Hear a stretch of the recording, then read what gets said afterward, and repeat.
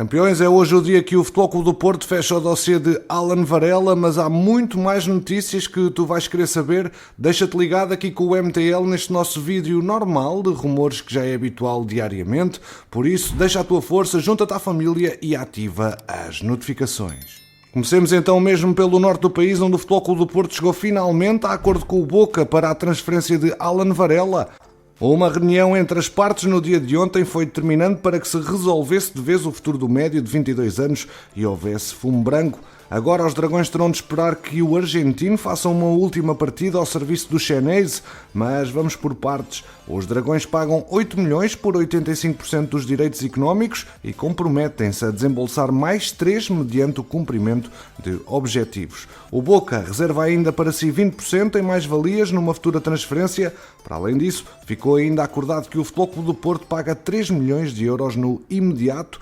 Dessa forma, faltam acertar apenas pormenores mínimos para que a transferência seja anunciada, sendo garantido que esses detalhes não vão colocar em causa o êxito da operação. Alan Varela tem à sua espera um contrato válido para as próximas 5 temporadas, sendo aguardado na Invicta, depois de realizar uma última partida pelo Boca Juniors.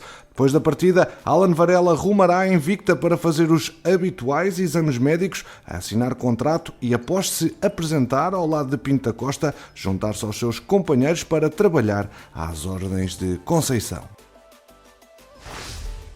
Passamos rapidamente para a Luz, onde o Benfica arregaçou as mangas e já formalizou uma proposta por Anatoly Trubin, onde o Shakhtar defronta amanhã o Tottenham num particular, mas este dossiê está num impasse. O jornal Record escreve que nesta primeira abordagem as águias chegaram à frente com 12 milhões, mas acabaram por levar uma nega. É que para aceitarem tal oferta, os ucranianos exigiam ficar com 50% do passe, ao que apurou o diário, o emblema de Donetsk fixou nos 22 milhões o preço do passe do Guardião.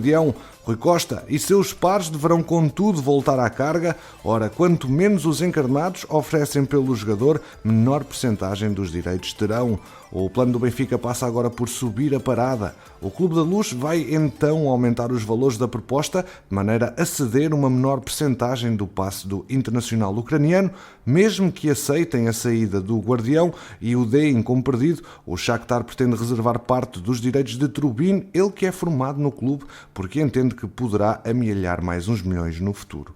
Isto também porque, para além de reconhecerem muitas qualidades ao atleta, os ucranianos olham para o Benfica como um clube que potencia ativos e que faz bons negócios, pelo que já perspectivam uma grande venda dos encarnados com o guarda-redes. O principal concorrente na luta por Trubin era o Inter de Milão. Ainda assim, os italianos já não representam uma dor de cabeça para o emblema da Luz, pois os Nerazzurri estão muito perto de garantir a contratação de Jon Sommer por 6 milhões ao Bayern, pelo que já não pensam no ucraniano.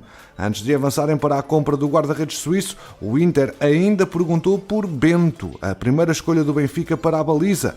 Mas também o clube de Milão levou uma nega do Atlético Paranaense, que se recusa a vender o goleiro e remete para a cláusula, que é de 60 milhões de euros para o exterior. O AC Milan assegurou a contratação do jovem Mateusz Skozila, um médio promissor de 16 anos que o Sporting ainda tentou desviar. Segundo o portal polaco Mexki, os transalpinos oferecem ao Zegli Lubin 1 milhão de euros, mais uma percentagem numa futura venda pelo passe do jogador. Mediante estes números, os Leões, que ainda tentaram uma derradeira oferta, desistiram da contratação, pelo que o emblema polaco decidiu fechar o acordo com o clube rossonero. O jovem, recorde-se, era alvo dos Leões para a formação e, segundo a referida fonte, ainda ponderou a mudança para Alcochete, mas o Milan ganhou a corrida. Recorde-se que Mateusz Skozila foi uma das revelações do último europeu de sub-17, realizado na Hungria.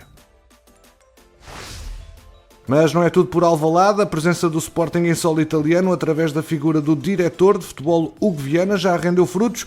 Isto porque os Leões alcançaram um entendimento com o Lecce para a transferência de Hjulmand, reforçando assim a pole position na corrida pelo dinamarquês de 24 anos, e vai seguir-se o acerto salarial com o próprio jogador, o que é expectável que possa ser alcançado nas próximas horas. Aliás, o otimismo em Alvalade, que já era grande nos últimos dias, aumentou de tom ao ponto de Assad perspectivar concluir o negócio em todas as frentes, no máximo até ao início da semana.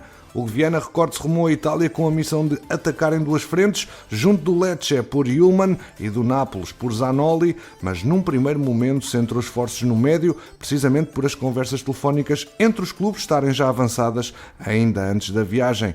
Numa primeira fase, o Sporting demonstrou abertura para uma oferta de 15 milhões, apesar de o Lecce apontar para os 20, mas com o evoluir das negociações, a fasquia dos italianos baixou para os 17, cientes de que o próprio jogador tem interesse na mudança. E no próximo passo, ou seja, a concretização do contrato com o nórdico, o Sporting também vai investir forte. Há a promessa dos Leões em duplicar o salário de Ullmann para a casa dos 700 mil euros limpos anualmente. Os seus representantes responderam com novas exigências e perspectiva-se que as partes se encontrem na casa de 1 milhão de euros. De resto, já não deve estar nas opções do Lecce para o jogo de amanhã com o Cádiz. O Benfica iniciou conversações tendo em vista a contratação de Lucas Beltrán, o avançado de 22 anos do River Plate, encarado como substituto ideal de Gonçalo Ramos na Luz, ele que tem a transferência presa para o PSG através do modelo de pagamento exigido pelos franceses. Mas não é tudo, os campeões nacionais contactaram nas últimas horas os representantes do atleta e Rui Pedro Brás é esperado em Buenos Aires para negociar com os dirigentes dos milionários. Entretanto, a cláusula de rescisão de Beltrán subiu ontem de 20 para 25. É que desde a saída de Lucas Alário para o Bayer Leverkusen em 2017, mesmo em cima do fecho do mercado, o clube argentino decidiu incluir em todos os contratos uma adenda que prevê o aumento de 5 milhões das cláusulas de rescisão nos últimos 10 dias úteis do mercado. Uma medida que visa evitar a perda de ativos e não haver nem tempo nem dinheiro para contratar um substituto. Ora, como a janela na Argentina fecha no próximo dia 17, a cláusula de Beltrán subiu ontem. Acrescente-se que o Instituto de Córdoba, onde o jogador fez a formação, mantém 10% do passe. O Benfica e o River voltam assim a sentar-se à mesa para discutir uma transferência pouco mais de um ano depois do processo que trouxe Enzo Fernandes para Lisboa e, ao que apuramos, apesar dos milionários passarem a mensagem de que só aceitam abrir mão do matador da equipa, ele que já leva 17 golos e 4 assistências em 34 jogos, mediante o pagamento da cláusula de rescisão, há disponibilidade para fechar negócio em moldes semelhantes ao do médio, que saiu por 10 milhões mais 8 em variáveis por 75% do passe. Aliás, o próprio percurso de Lucas Beltrán tem pontos de contacto com o de Enzo Fernandes. O avançado foi emprestado ao Colón de Santa Fé, a pedido de Marcelo Gallardo, de forma a somar minutos e evoluir, tendo sido necessário uma dura negociação para o fazer regressar, sendo atualmente a figura do ataque do River, um trajeto que faz lembrar a cedência de Enzo Fernandes ao Defensa e Justiça, antes da explosão que o levou ao Benfica, ao título mundial e à Premier League. O River defrontou o Internacional na madrugada de quarta-feira, na segunda mão dos oitavos da Libertadores, partindo em vantagem. Resta saber se os clubes chegarão a acordo antes disso e se Beltrán ainda fará esse jogo no Brasil.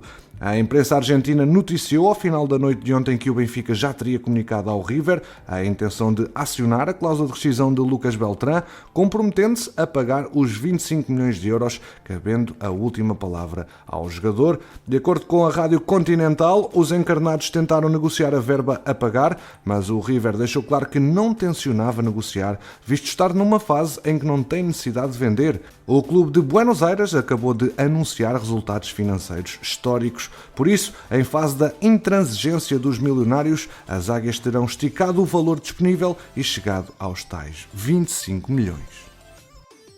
Campeões, obrigado pela preferência aqui no MTL. Já sabes que aqui ficas sempre atualizado ao minuto sobre o mercado de transferências. Deixa o teu like, ajuda o projeto a crescer e quanto a nós, vemo-nos no próximo episódio.